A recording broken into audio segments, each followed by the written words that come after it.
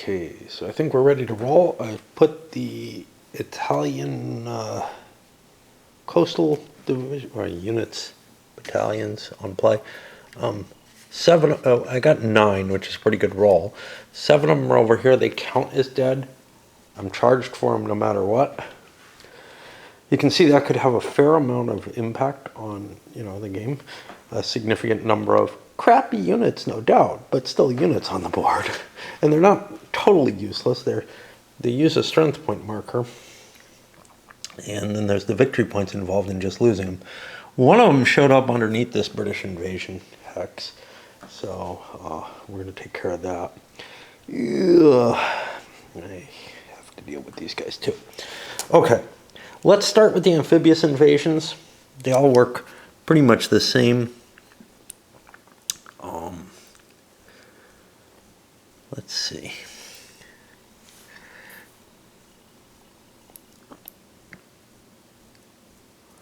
So this one actually should be off the board, off the map a little bit, but I roll a die on the disruption modifier chart. Yeah, is there something I had to do at the beginning of the game? I know that I have to worry about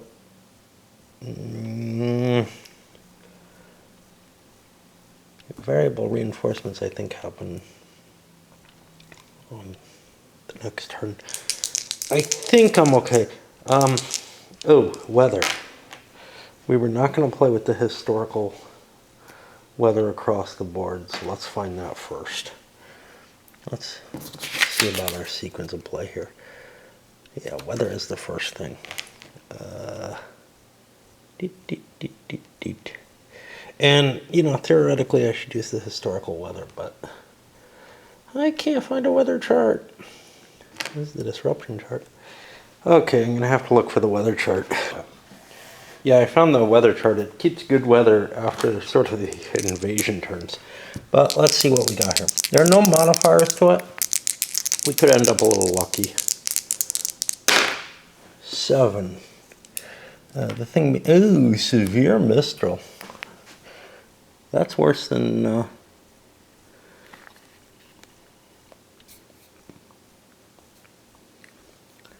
That's worse than the historical, right? We should be getting a... Oh, no, that's what we got.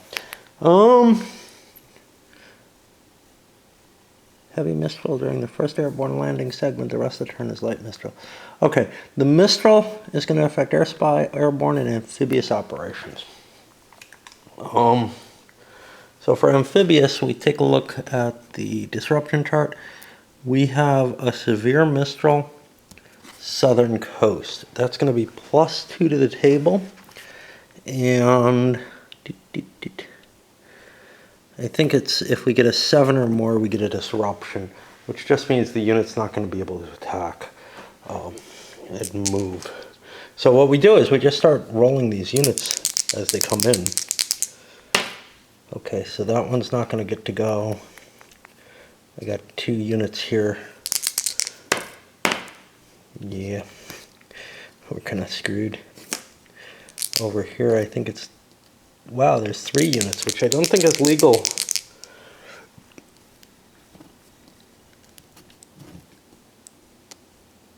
I don't know.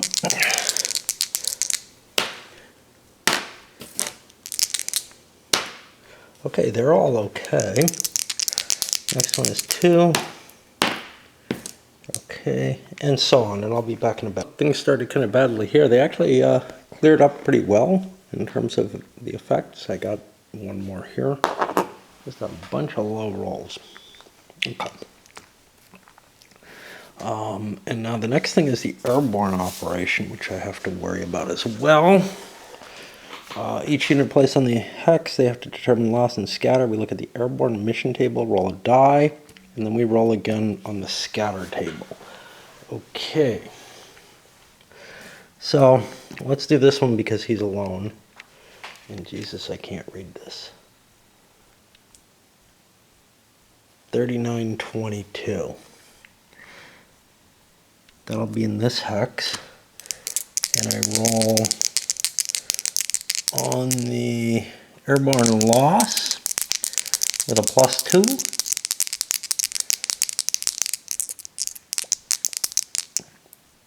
I don't know if these are considered, these are not considered reinforcements, I think. I'm not sure. I don't know. 5, 6, 7. And I think that's a paratrooper. It's US, so it's gotta be. He got a disrupted, and now he's at +2 as well on the scatter table. Which got him a 3.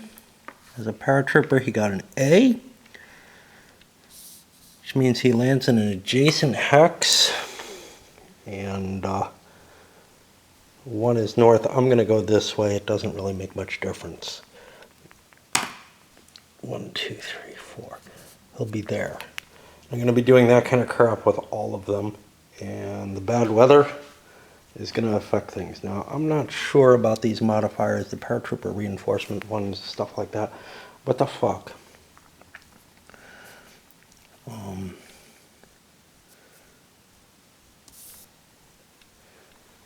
I don't know. So the table's kind of interesting because it causes greater losses to the gliders, but they're a little bit better at landing on target. All makes sense to me. We had one US unit fall, they all got disrupted. Most of them are over here, but one of them fell all the way over here, and one of the Brits went into the sea, and he's in the drink over here, and he costs me some victory points, probably like 3 or something. And they're, like I said, all disordered. And now we go, let's see, there's no bookkeeping or supply, but we had weather, so no bookkeeping, no supply. And we'll be getting to the first movement phase, I guess. And we have half movement, and I'm pretty fatigued already by that little operation. So I'm going to put these here to remind me where I am and take a little bit of a break. But we're underway. I'm kind of saddened. I liked the weather affecting future weather that happens in the other 2 games in the series. With movement points halved and disordered units and such not, I wasn't able to gain very much. I've got attacks here. This one, of course, and then over here in Syracuse, which is kind of the big one. And I got to remember I got these naval gunfire points. I think they have to last me the whole turn. Obviously, Syracuse is almost assuredly getting one, but there's the question of, you know, the U.S. doesn't have very many they can use, honestly. U.S. did okay. You can see they wiped out this unit. I think that was their only actual battle. But the Brits not so well. The landing here failed, and that killed a big unit. And the unit values are really, really variable in this game. It's clear that I couldn't just use counter mix from the other games for the strength markers. And then over here we got repulsed by these guys. We actually succeeded in this battle. We won the battle. But we didn't get enough hits to force the hex to be open so that we could advance. And I kind of screwed up on some of my writing. So like this guy, on the reverse side, I have his stronger piece, but that's okay. But yeah, I was looking at some of these. These are A2s, 13, 12, 13. I don't know if I just drew like the 3 biggest B2s or A2s that are out there, but that's one hell of a set of units. But we didn't gain, and that's how we won, I guess. We didn't gain a lot. I'm trying to track the airfields as I take them. That's going to be kind of a painful part of the game, the count of the airfields. I may want to be using markers on them, although that's going to be kind of painful just because I've already set everything up on things like Tiddlywinks or something like that. I wish I had pure clear ones. Those would work better for it. All right. On the German side, this is no kind of simple defensive structure like in the other games of the series. The terrain's very tough. It's not absolutely apparent, hey, where do I have to control? What do I not have to control? I've gotten kind of lazy and I'm used to either that sort of simplified terrain that we had in the other games of the series, or things like the point-to-point type or area movement systems. This requires a lot more thinking about how the roads work and everything, and I probably fucked it up. A few Axis units moving here. Remember, they have some limitations, but we have like these Panzer Grenadiers coming forward to the line. Otherwise, tried to create a line here, a little bit here. I've got this artillery exposed. Yeah, he could get hit, and that would suck, because remember, artillery is pretty damn important in this system. There isn't a hell of a lot of it for the Axis that I see. Maybe it comes in as reinforcements or something. Gathered up a lot of forces up here. Oh, I haven't really thought about these guys. I don't think I want them to be there. I think I want to give ground to the Brits.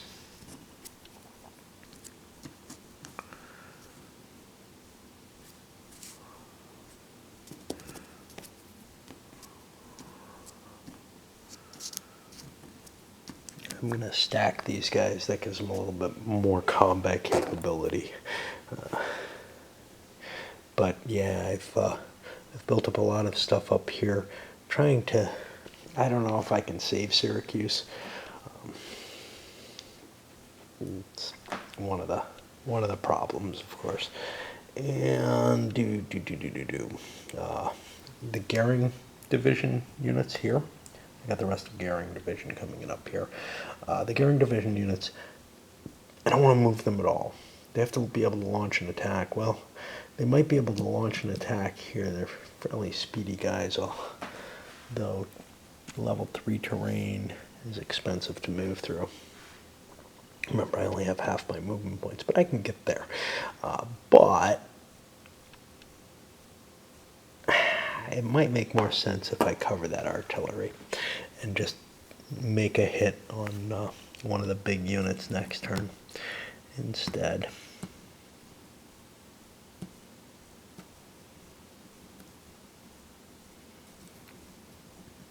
In which case, we want this guy out of there too. I don't remember where he was. Let's see what his hex was. Yeah, that's his hex. 2, 4, 5, 6, 7, 8, 9, 10, 11, 12. Gets him up there. That gets me a little bit more support. And, I've got some chance of being able to coordinate if need be.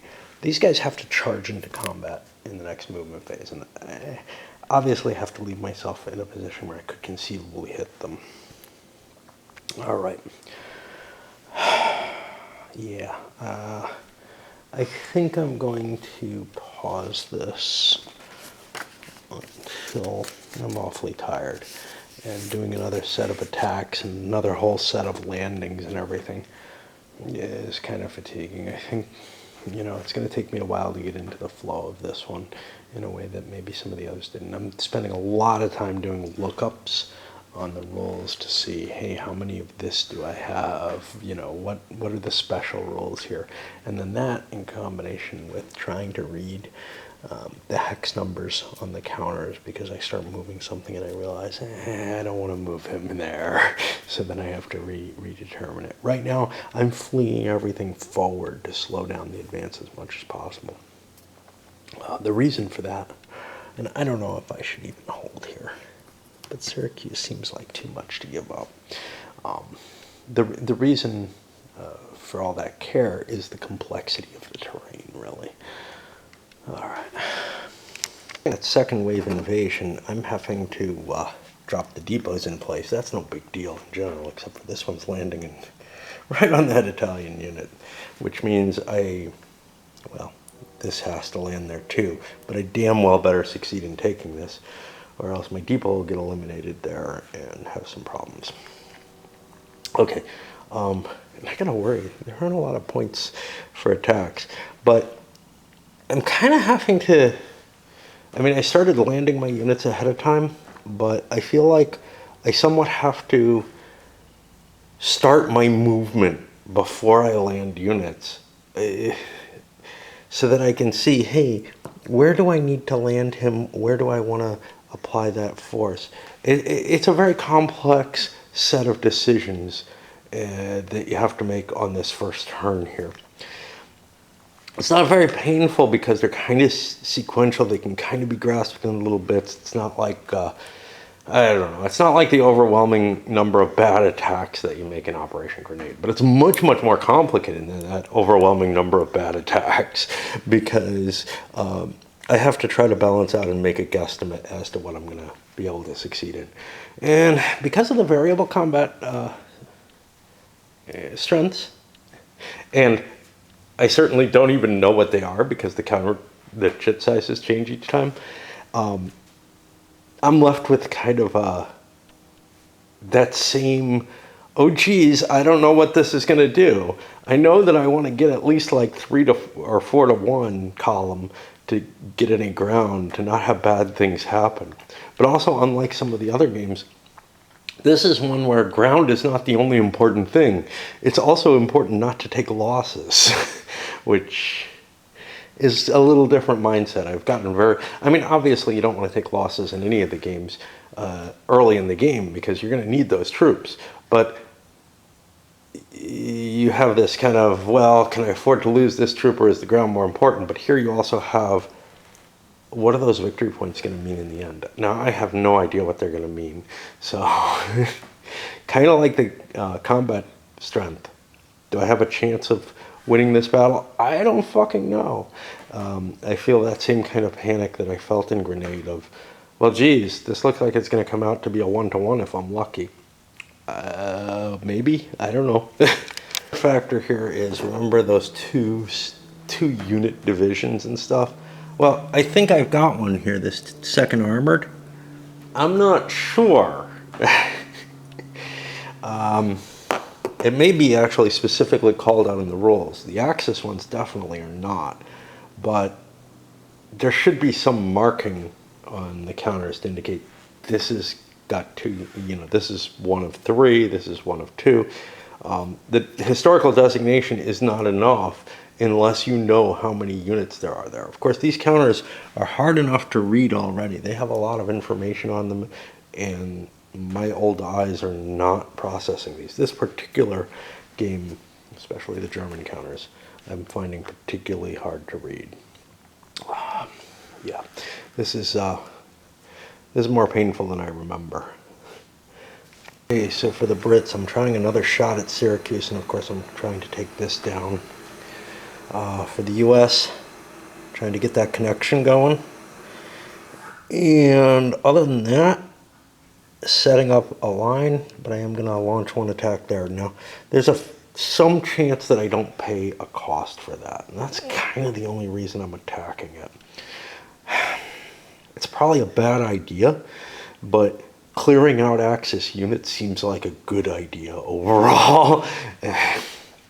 Even if I'm paying a support cost for it that I really would rather not do, especially getting rid of them this early, so that, they have to give me more space, build a better defensive line or whatever, because they can create quite a tight little cordon if I don't break out of this initial landing area. Now, I can't get very far out of it, but by opening threats, I might force them back a little bit, and that's going to help a little. And if I can get that hookup going early, I might be relaxing some of the penalties. Part of the reason I'm going for Syracuse, that I think opens things up a little better. But I got to get these Italians out of there, or let them leave one way or another. They gotta get out. And so far, attacks were successful. Over here. All of them cost me support points, so my support points are running quite low. The attack at Syracuse was also successful, but it's only a D1 result. I would have liked something a little bit more. That gives me a choice with the Italians. Do I want to take an Italian loss, or do I want to fall back? I think I'm going to take the loss and hold the city for an extra turn, because remember, there's port destruction, stuff like that. It may be a significant factor to get that extra turn. Each turn is worth several victory points, more victory points than this unit. So I think it's worth trying to hold, and I don't have to attack out of there.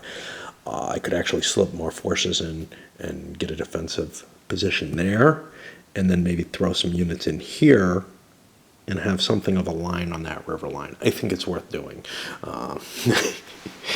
I'm always loath to lose units, though. And that puts me over to the Axis side. I have, I think, now turned all of my units. This guy kind of advanced a little further than maybe he should, but there's zones here. He might end up out of supply, but that's okay, because he'll probably have to be attacked if he is. It does open some risk, but the what was I saying? I don't remember what I was saying. Something about the turning of the units, I think. Maybe not. Maybe something else. Anyway, on to the German side of the first turn. And there are so many special rules here, and there aren't all referenced there. But yeah. Germans, the Hermann Göring division has this requirement to attack some U.S. Amphibious units. Now, I could just drop into here. What I can't do is get into these hexes easily, because I can't go traveling over this high terrain. I might be able to get into that level 3 hex. Yeah, that would only cost me 6 movement points. So I could do kind of an attack here, maybe 6, 7, 8, 9, 10, and then an 11. I think I only have an 8 movement, but he's a foot unit. See, everything's fucked up. So he only has 4 movement points, but he could go here for 3. He could not get to here. My better option might be to run around and hit these rangers. Can't do that either. They're too far away. This is 1, 2, 3. I only have 4 movement points with that unit. I think I'm going to have to jump right in here into the Hellfire, and the Göring division is going to get its ass kicked. Things in the Syracuse sector are not going as well as I had hoped. This is Syracuse, isn't it? Where the fuck's Palermo? I don't know. Okay. So things in the Syracuse sector have not gone as well as I hoped. I could only get some little Italian units into there. The rest of the force is kind of trying to construct something of a line near there. I don't feel anywhere near as comfortable as I was when I first withdrew. This guy's out of supply. If I'm doing things correctly, I don't know. He may not be. I'll have to think about him in a moment. But it didn't really matter. He's trying to limp his way away, and he really doesn't have many movement points. The Göring division attacking 2 U.S. units. But I did bring the extra unit up from the division for this attack, and I've got some Italians, but that's not actually going to help me. Fuck. Let's fall back here. That's not going to help me because I need this artillery there. Now the Liv, let me keep the Liv unit there to give it defensive support. I'll just keep the artillery there. I hope that I don't get chased. I hope that I don't get destroyed by a big retreat. But I need this artillery here to support the Italian attack there. I can't throw it in on the German attack. And then the units back here, I mean, things here are just moving down the coast and some in the center. But the units here, very few of them can actually move. They fell back a little bit and positioned some heavier units of the, 15th Panzer Grenadiers to get in the way there. Just as close up as I can These things, might as well just stand there. They're not doing any harm. One of the nice things is I don't have to attack outside of towns. And this is a town. So I can hold a defensive position. Temporarily, at least. I'm not expecting the Axis to make too many attacks in the game. They're very much on the defensive. The terrain in this is kind of ugly, but this one was required. I actually got pushed back here, and it looked like a chance to destroy some of the Garing units, but these guys actually knocked the US back. I didn't want to advance. I don't want to separate my units and get them into an even worse position than they're in, even though it might mean causing a worse position for the US as well. These are decent units. I do not want to lose them, and if I end up with them isolated, that'll be bad. No, or out of supply even. Well, isolated is really the only problem. These guys are not actually out of supply because they're not in high enough terrain for it to be a problem. It's once we get into here, the level 4, that it's problematic. I have, I know that might be level 4. Shit. Yeah, this is level 4. These guys are out of supply. I find this so hard to cope with. And I'll leave that marker there. It doesn't mean a whole hell of a lot. They have less movement points, but they should be able to limp their way out of there. I think we're done with the first turn. And we have enough room on the video to do at least another turn. So I am pooped from this though. Let me make a quick check of the sequence of play. I know I have those sheets, but yeah, I don't see anything. I don't see anything special. But next turn, not only do I do the weather, but then I have the bookkeeping. We might see some points coming in. Well, we will see some points coming in, and we'll see what we get overall. I'm sure I'm missing things, like, cities causing support points to decrease when Syracuse falls. That causes a loss of them, I think. I still fucking don't know where Palermo is. Thought it's over on this side, but oh, there it is. Okay. Yeah. All right. Well, they buy them somewhere over there. Quick inconsistency I realized. Again, the way the standard rules are worded, these things are out of play for the game. Now, I keep them off to the side because I may end up refreshing if I need to, as I did in Patton's Third Army. But there's no rule in this game that says, oh, you might run out. So there probably are enough counters, maybe exactly enough. And the optional rule that says you draw new ones, I don't believe says that you, I don't remember where the fuck it is. There we go.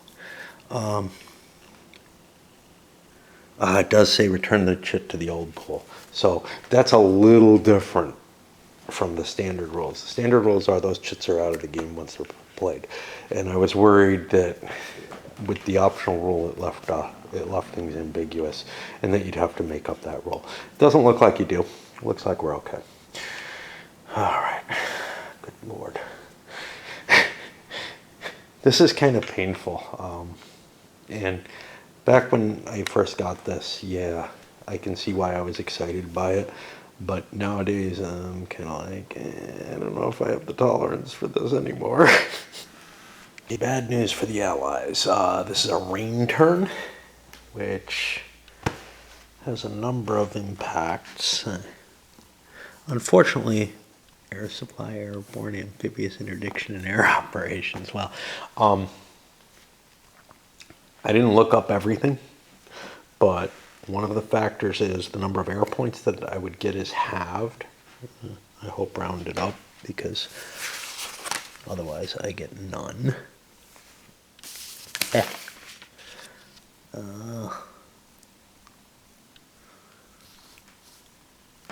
Dropping fractions. Okay, no air points for the U.S. or for the Allies. Great. We still have our naval fire, for what that's worth. Our reinforcements for the turn were airborne units that were forced to use airborne landing, so they end up delayed. And the rivers are all impassable by everything during the rain turns.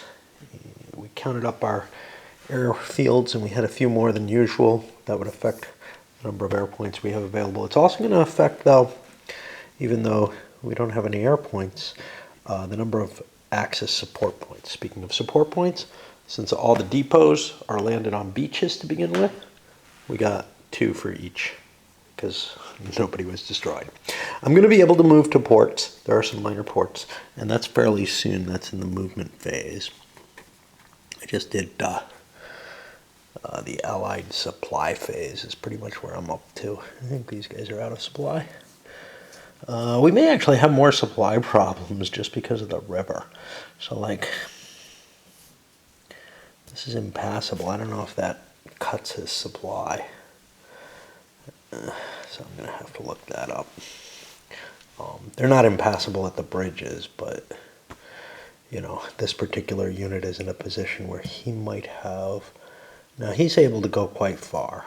Oh, he's in the low terrain, so he can go quite far to get his supply line. But there's a lot of river in the way. I go 1, 2, 3, 4, 5, 6. I can't draw supply down there. So if rivers are an impediment to supply, I've got a problem with that unit. I didn't roll the port captures when I took them, and there's a port here that had some demolition, so I can't actually move there this turn. If it was a 2-turn move, I don't know, find some other counter to put in there or something. But I was able to move into this one, so next turn I'll get some more support points for what that's worth. And I guess I start trying to figure out how to move. Wow, this looks tough. I don't know how many of these I'm going to find, but this unit was actually out of supply as well because of the zones. He can't just trace this way. I'm going to try to air supply him. He's in an enemy zone of control on a 1 through 3. I get that out of supply marker off. Actually, I don't know if I want to do it right now. It's each supply phase, or...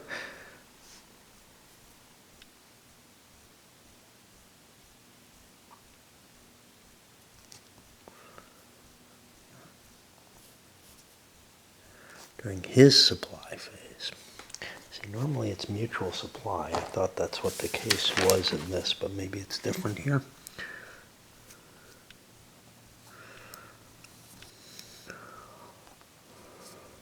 Yeah, it's mutual supply. I mean, I'm not going to attack because I don't trust this. That looks like a big unit under there. Of course, I could end up dead if I don't attack. All right, we're going to see if we can get him supply. We do. Okay. That changes things a little bit because I'm really worried about getting cut off here. And I got a very bad feeling about this, but I'm launching attack across the river here. There's a bridge, so I can do it. My whole division there. Counts as a full division, even though it's 2 units. It's the 1 U.S. unit, 1 Allied unit division that's 2 counters. I don't have any idea how many German divisions are in that, how many Axis divisions are like that, because they just say many. We're going to launch an attack here, no river, but they've got higher ground, which sucks. Here I'm launching the attack against the Goering division. I didn't think about these guys. I think they're just peachy where they are. Oh, unless I lose some ground. Let's just fall back a little bit more. Have to do a bit of a soak off on this Italian unit, and already, and another one over here, and already we're looking at these guys. We're looking at 1, 2, 3, 4, 5 attacks. That's how many U.S. support points I have. I'm going to get another load next turn, but I don't want to spend that many. Maybe I shouldn't be making all these attacks. Some of them I feel like I have to. I want to try to branch into there and I can get out only through advancing. I can't move. Over here, the Brits taking out this out-of-supply unit. If this is all successful, I think we're going to have a hookup between the coasts, except that, like, I don't have a unit back on the U.S. coast. And there's no way I can get a zone of control across that river, so I don't see a way to get it hooked up this turn. Well, no, because the zone won't apply across the river. I'm pretty sure of that. And then we're going to make the attack on Syracuse as well. We've got a fair, this is actually a pretty heavy unit heading up this way to try to undermine the position there, just in case this doesn't work. I would have loved to get that guy on the front line. Again, we're attacking across the river, but there are bridges in both cases. And then some more units just trying to move forward because it's really, really tough to get through this terrain. And with the rivers being impassable, it's especially tough. Pretty bloody ugly. U.S. thrown back here. It's their one naval fire point. What happened here? I think we must have succeeded because we're still in contact. No, we were defeated and the Italians advanced on us. Over here we were defeated. The Goering did not advance because this thing was being chased. And you can see we're still in contact. I think the Germans are going to pull out of there. Unless they're in a town. If they're in a town, they can say screw it, but nope. These guys getting chased by the Canadians. Italians getting chased back here. But the Brits got repulsed from Syracuse, which is the big bad thing. And that will put us over on the Axis side of the turn. And these turns are really burning my brain.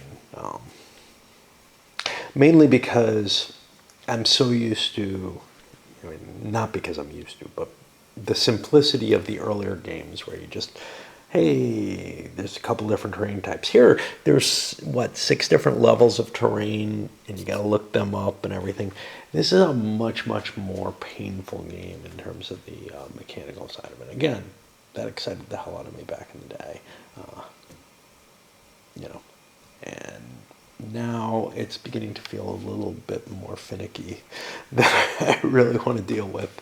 On the Axis side of the turn, I use the airfield chart on the 5 to 8. I get a die plus 1 worth of support points. I get 3. I'm going to give 2 to the Germans and 1 to the Italians. You don't really need them for the Italians that much, but here's the thing, and you know, your Italians might desert or whatever. Every now and then you're going to need Italians to fight, and I just want to make sure they have some. And I think that's about it, other than withdrawing, you know, doing my movements. Yeah, I think other than that, I'm just going to be moving. Yeah, maybe I'll make an attack, but I don't have to anymore, so screw that, right? And the Axis proceed to form one hell of a line at Syracuse. This is going to be a big deal in this game, because this is the short way to Messina. It generally gets pretty clogged, but you want to get Syracuse, you want to get to here. You want the fight to be here where the bottleneck is, if it's going to happen. But here, well, they're committing a lot of forces, you know. It takes a lot less to defend there. Italian units trying to pull back into a more defensive location here. Here we got the Italians and Germans. Germans pull back here with some Italians over here. We're building up a defensive line and basically trying to prevent any of the roads from being, you know, a path forward. I do not have the link up to the coast, and we're on the next turn, and I'm ready for bed. You know, I went for a nice walk today, and I could have probably gotten another turn in or so, but I would have spent most of the rest of my day doing other stupid things, to sit in front of the computer spamming or playing stupid games or something. Okay, starting turn 3 here, or what is this, like 14th of July or whatever. Good weather. That would have helped earlier. And that gives me my big bad air point somewhere up here. This is a number of turns divisible by 3, so I had to count my tactical points. I only have 2. This port and this port. Okay. That affects future German reinforcements and whether or not the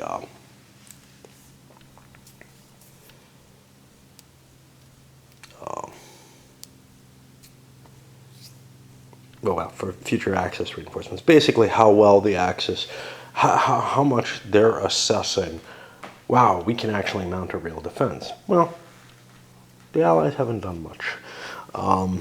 It would be pretty hard to get high on this table. I can see they've got real letters. There's a C going up to 31 to 35. I have no idea how you can get that many by turn 3. And here's the thing, the only time that the reinforcements, the variable reinforcements, count as far as I know, is on this particular roll. It may be, though, that there are landings you could make not in this little corner that expose more points using the variable campaign game. So maybe it's possible to get up there. But where we are is on the shit column. And let's see what we get. And obviously Mussolini's not going to fall. We get C and D.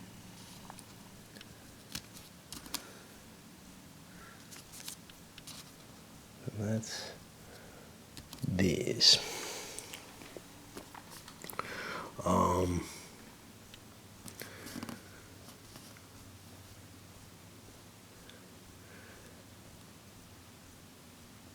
And I can pay to bring those in.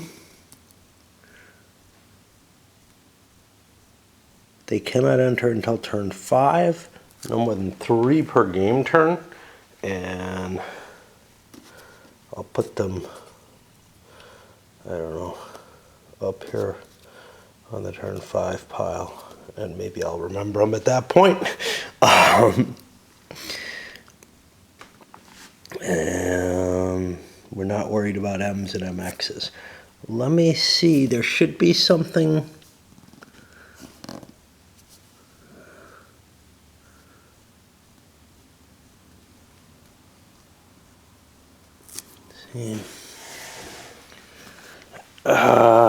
Fuck. I remember somewhere where it said you only roll once and you keep rolling. Okay. If it's anything other than an M or an MX, you roll on all turns divisible by 3. No, I'm not seeing. Okay.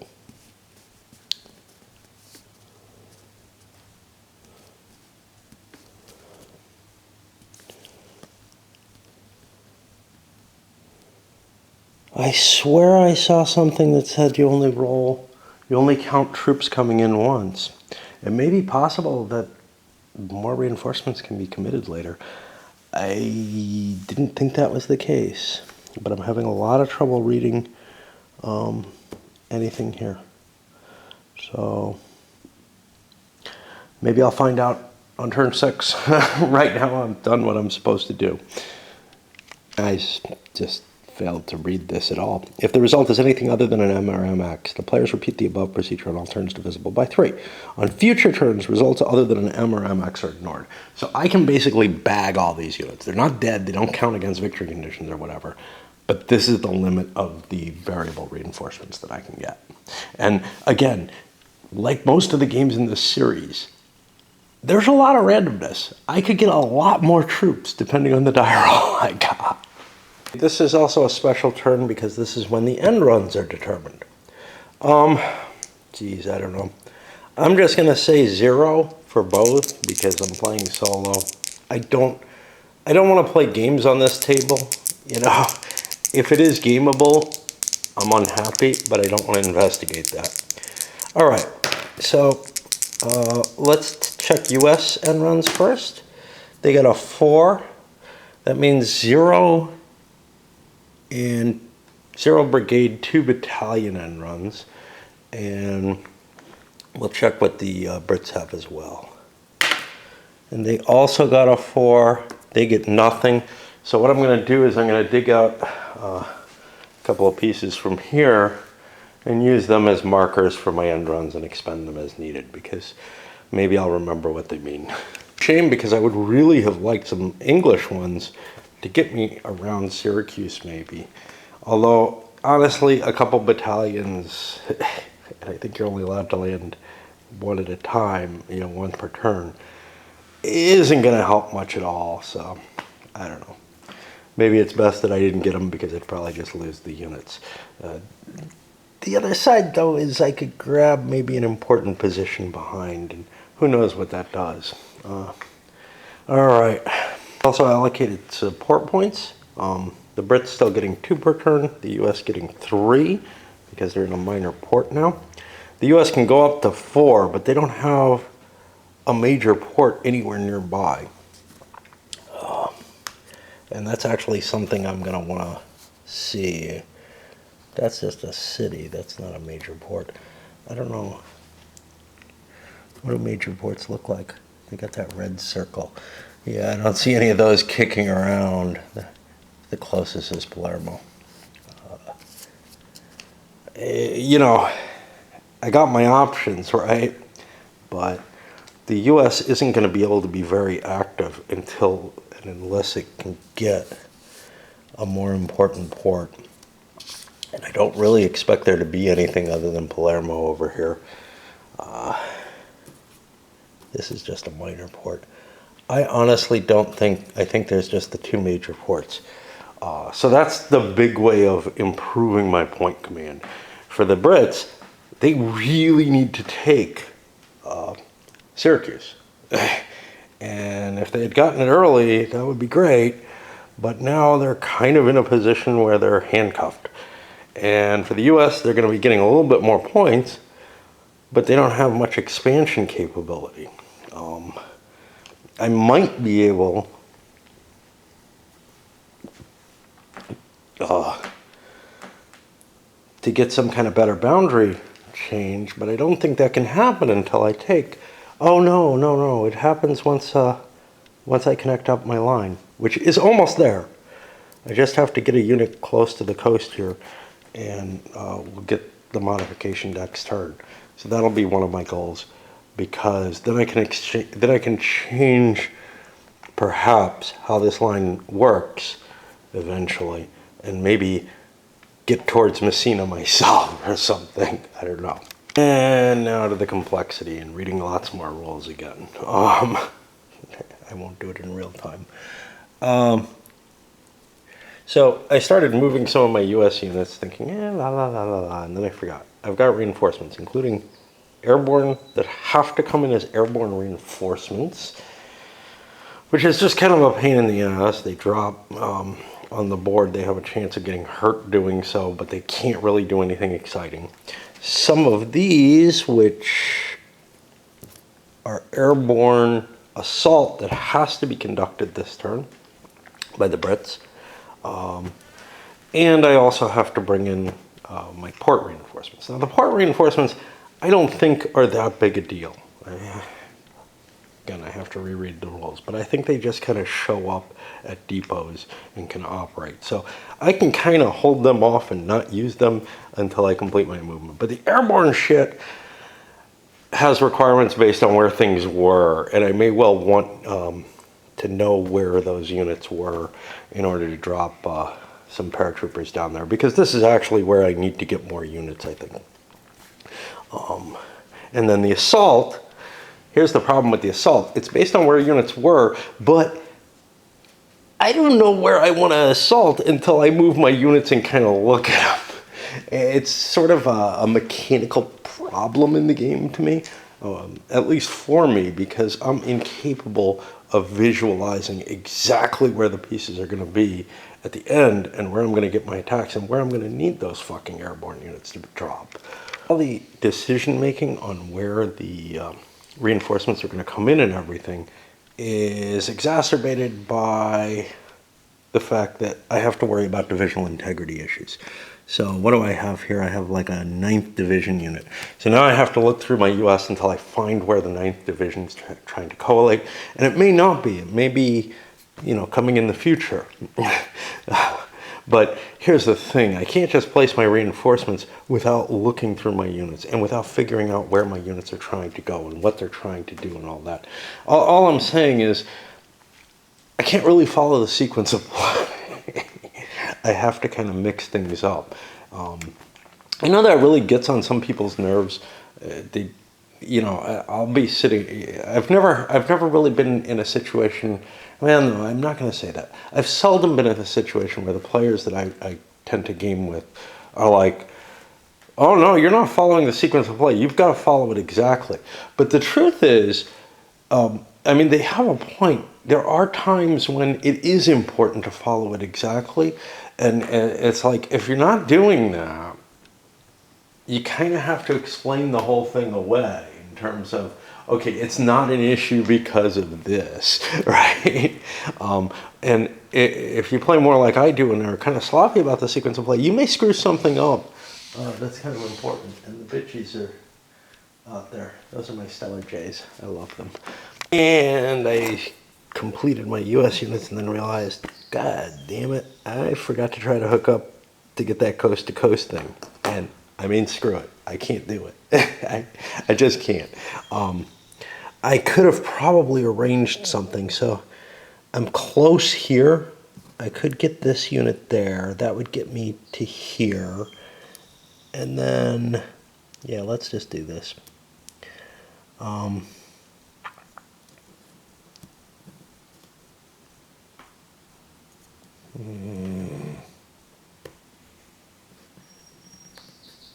If I pull one of these back, now this slows me down, but if I pull back to there, I believe that I'm going to have it if I can connect up to him. Now, if I can't connect up to him, now I'm screwed again. But I do want to try to arrange that. I should be able to get into this hex and run a line going across. I hope. Because what I'm doing is I'm actually slowing down my advance here in order to accomplish this. I'm going to be launching a big attack there and a big attack here. Now I got to be careful on my advances not to fuck it up either, and then also, you know, make sure the axis doesn't fuck up my line before next turn. Yeah, there's a lot of pain here. It took me a good half hour to figure out the U.S. setup there, and I have not gotten to the Brits at all. And there's still a U.S. unit here trying to make his way over. He wasn't going to help. He's not able to... if he was able to move rapidly, he might have been able to fill in a gap, and then I could have used something else like an airborne unit to drop in someplace or something. But I think this is my most likely chance of getting the line built. I think I dropped all my units and positioned them all. Now, I already think I showed you the U.S. attacks. The Brits making a big attack here, and we've got this linked up so that we'll get the connection if I don't fuck up on my advances. And you can see this poor black shirt unit is pretty much in doom. Over here I made an attack on this, trying to get a flanking on Syracuse. I just don't have the strength to go up against that line. That's too potent. And I dropped my paratroopers here. I did this after I moved everything, but they were being legally dropped. So basically all I did was calculate it out. Where could I get to, essentially? But, you know, I had to keep in mind where could I possibly land. I could have, of course, tried to land here, which might have been safer because we had one unit land on target, one a little off. Okay, it's not too bad. And one of them down here, he actually landed in Syracuse and took casualties, and the Italians get to push him there. And he's pretty much doomed. I could try to rebuild my line to attack this unit. I shouldn't be peeking, but I don't really know what's there. All I know is what used to be there repulsed me. And although this would get rid of the halving factor,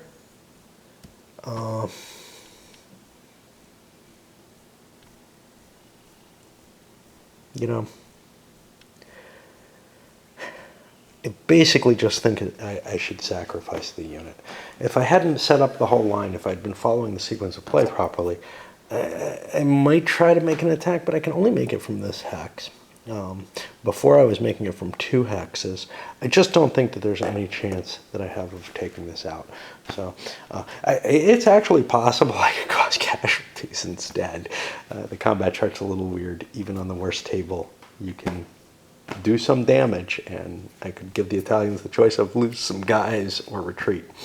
But my main British plan here is to try to exert some pressure on this. I don't think, I just don't think I can take that kind of line all at once. Maybe once I get all my forces in play, but right now I don't have enough divisions to just face that. All right. I am going to need to pause before I actually do the combat. So let me, because things have gone way over.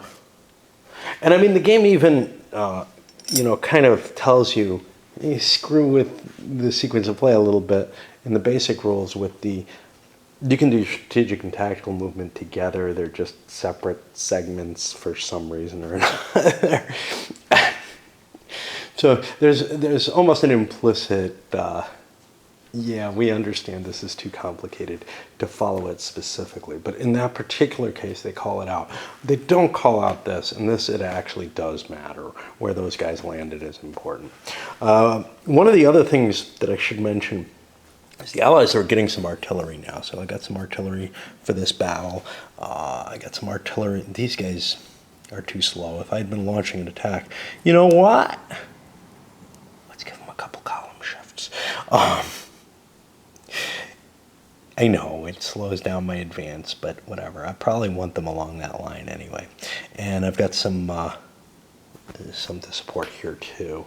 I could actually use it over there if I need it, and just see if we can break some ground. But not wind.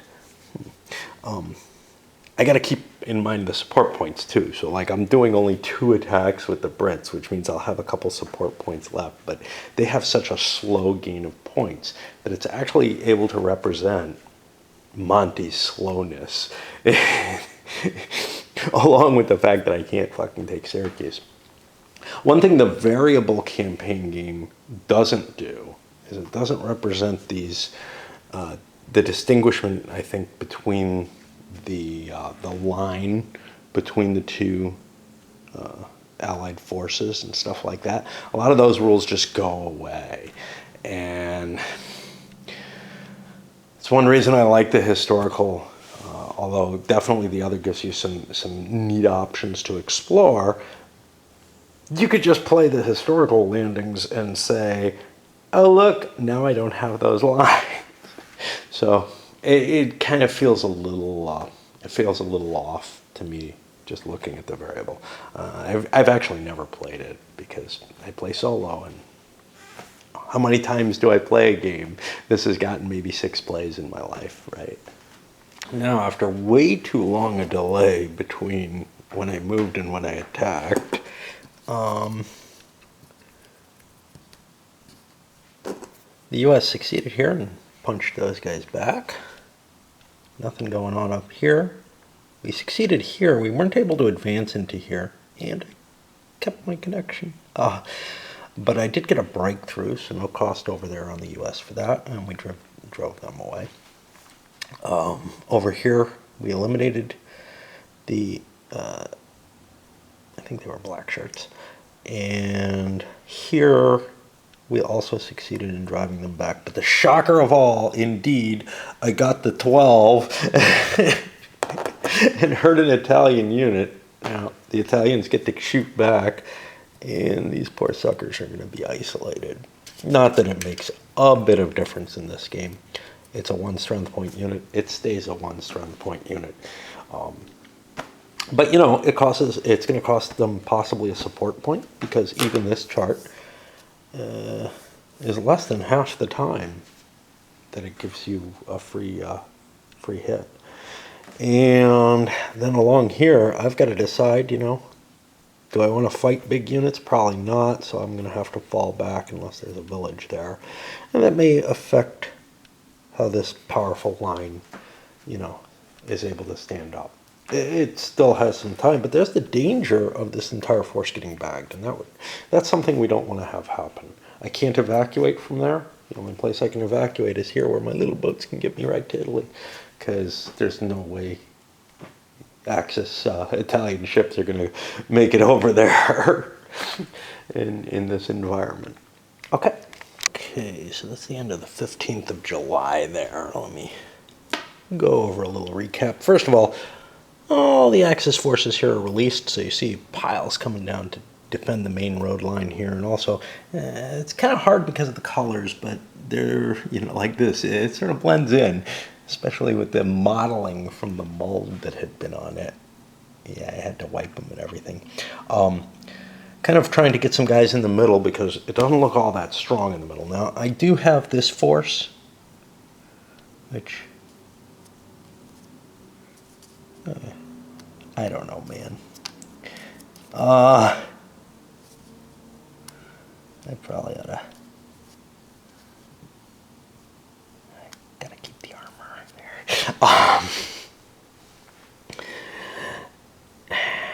Yeah, I'll just stay here. This is the more important hex. Although I like to have units for losses, so let's put this here. They're just infantry. I have this force kind of blocking the advance up this way for a little bit. Goering and what is this, Livona or whatever division are sitting here. That's a pretty sturdy block, but I do have the reinforcements coming. Over here, positioning a little bit better. Up here I grabbed, this is 4 airfields, so it's kind of an important space. I just want to be in the general region of it to help defend it. Forces coming down, you can see I bent the line a little bit, created a gap, for good or bad, which weakens the Syracuse position, and I wiped out those damn paratroopers. That was an attack. It ended up only being like 4-1. I thought it'd be infinite to 1, but no, I'm not defending Syracuse that heavily. The big units were on the line helping protect that position. But now that position looks a lot weaker.